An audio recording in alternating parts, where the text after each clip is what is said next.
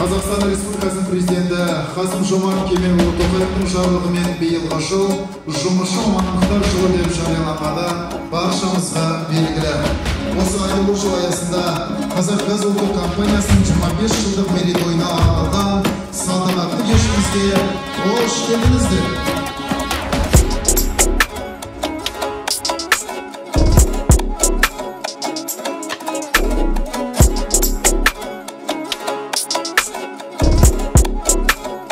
Мұнай-газ кешені бүгінгі күнге еліміздің экономикасының негізі, елімізді әлемге танытар басты салалардың бірі болып отыр. Елдің экономикалық әлеуметтік дамуы мен отандастарымыздың әл-ауқатының жақсаруы сіздердің аянбай атқарып жатқан еңбектеріңіздің тікелей жемісі.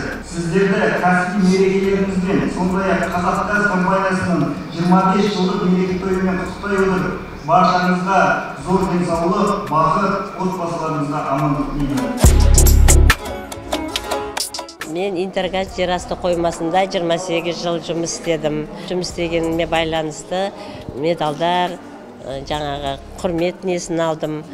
Сондықтан мына газ, мұнай кешенінің қызметкерлеріне рахмет, бізді ардагерлерді шақырып, құрметтеп, қадірлеп жатқандарына.